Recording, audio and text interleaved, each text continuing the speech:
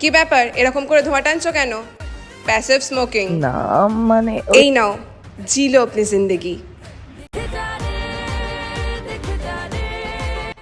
Next প্যারা change করে তোমরা লেখো যে কি ব্যাপার, রাহুলের মা আমাকে হঠাৎ ফোন করছে কেন? রাহুল তো আজকে টিউশনেও আসেনি। ওনা আজকে স্নেহার সাথে গেছে। হ্যালো, রাহুল টিউশন গেছে? হ্যাঁ হ্যাঁ, ও টিউশনেই আছে, এই তো লিখছে। হ্যাঁ হ্যাঁ হ্যাঁ, কোনো চিন্তা নেই। হ্যাঁ হ্যাঁ হ্যাঁ। কি যে তোরা করিস, কিছু বলার নেই আর।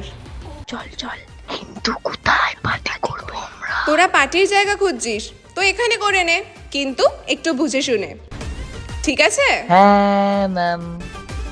তাহলে আজকের জন্য এতটাই। আর বলছিলাম ম্যাম, আপনার ফিসটা?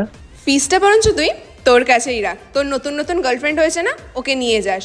কিন্তু বছর শেষে যদি রেজাল্ট খারাপ হয়েছে, ঠিক আছে?